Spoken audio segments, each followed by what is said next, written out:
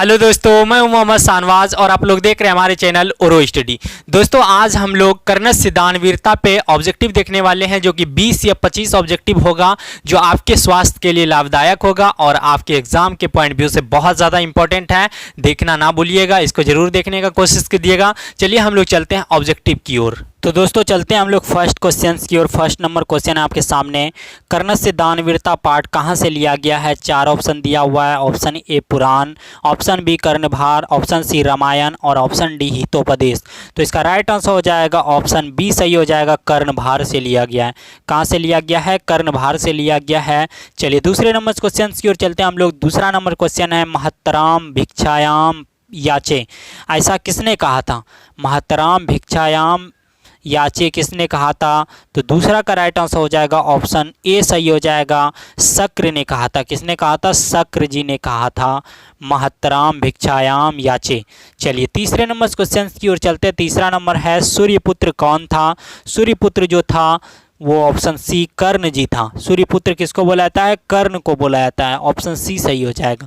चलिए चौथा number question है आपके सामने, भास के कितने नाटक है?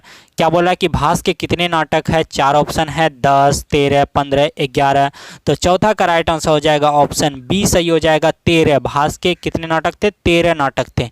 चलिए अब चलते हैं हम लोग पांचवा नंबर क्वेश्चन की ओर। पांचवा नंबर है, कर्ण किसके पक्ष से युद्ध लड़ रहा था?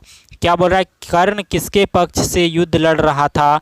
तो 4 ऑप्शन है, कौरव, पांडव, राम, हनुमान। तो पांचवा का राइट आंसर हो जाएगा ऑप्शन ए सही हो जाएगा, कौरव के पक्ष से ये युद्ध लड़ रहा था। किसके पक्ष से? कौरव के पक्ष से। चलिए छठा नंबर क्वेश्चन है, ब्राह्मण रूप में कौन प्रवेश किया? क्या बोल रहा है कि ब्राह्मण रूप में कौन प्रवेश किया? 4 ऑप्शन है, इंद्र, विष्णु, शिव, नारद। तो छठा का राइट आंसर हो जाएगा ऑप्शन ए सही हो जाएगा, इंद्र जी। क्या हो जाएगा? इंद्र। चलिए अब चलते हैं हम लोग 7वें नंबर क्वेश्चन की ओर। 7वां नंबर है, दानवीर कौन था? 4 ऑप्शन है, भीम, अर्जुन, कर्ण, युधिष्ठिर। तो 7वां का राइट आंसर हो जाएगा ऑप्शन सी सही हो जाएगा, कर्ण। दानवीर कौन था? कर्ण जी जो था वो दानवीर था। चलिए अब चलते हैं हम लोग 8वें नंबर क्वेश्चन की ओर। क्या है 8वां नंबर क्वेश्चन, कर्ण किस देश का राजा था? 4 ऑप्शन है, अंग, मगध, मिथिला, काशी।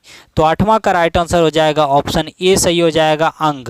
कर्ण किस देश का राजा था? अंग देश का।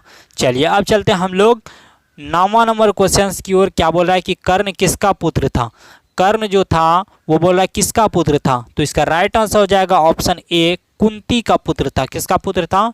कुंती का पुत्र कर्ण था, कुंती का। ऑप्शन ए सही हो जाएगा। चलिए 10वां नंबर क्वेश्चन है, भिक्षक किस वेश में आया था? बोला कि भिक्षक किस वेश में आया था? तो इसका राइट आंसर हो जाएगा 10वां का राइट आंसर ऑप्शन बी हो जाएगा, भिखारी के रूप में आया था। भिखारी के रूप में भिक्षक आया था। चलिए अब चलते हैं हम लोग 11 नंबर क्वेश्चन की ओर। 11 नंबर है, कर्णभार नाटक किसकी रचना है? 4 ऑप्शन है, भास की, या कालिदास की, या तुलसीदास की, या मिथिलेश कुमारी मिश्रा की। तो 11 का राइट आंसर हो जाएगा ऑप्शन ए सही हो जाएगा, भास की। कर्णभारम किसकी रचना थी? नाटक थी, भास की नाटक थी रचना। चलिए अब चलते हैं 12 नंबर क्वेश्चन की ओर। क्या है, समय परिवर्तन के साथ कौन नष्ट हो जाता है? तो 12 का राइट आंसर हो जाएगा ऑप्शन ए हो जाएगा सही, शिक्षा नष्ट हो जाता है। क्या नष्ट हो जाता है? शिक्षा नष्ट हो जाता है। चलिए चलते हैं 13 नंबर क्वेश्चन की ओर। 13 नंबर क्वेश्चन है, अर्जुन किसके पक्ष से युद्ध लड़ रहा था? क्या बोल रहा है कि अर्जुन किसके पक्ष से युद्ध लड़ रहा था?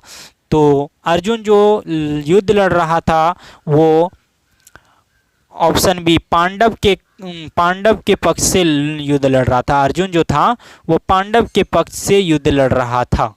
चलिए अब चलते हैं हम लोग 14 नंबर क्वेश्चन की ओर। 14 नंबर क्वेश्चन है, कर्ण कवच। क्या है? कर्ण कवच और कुंडल किसको दिया? तो 14 का राइट आंसर हो जाएगा ऑप्शन ए, इंद्र को दिया था। किसको दिया था? इंद्र जी को दिया था। चलिए अब चलते हैं हम लोग 15 नंबर क्वेश्चन की ओर। 15 नंबर है, कवच और कुंडल किसके पास था? क्या बोला कि कवच और कुंडल किसके पास था?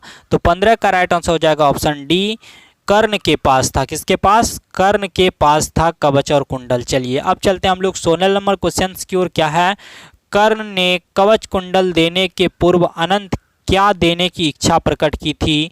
तो 16 का राइट आंसर हो जाएगा ऑप्शन डी हो जाएगा सही, अपना सिर देने का इच्छा प्रकट किया था, अपना सर।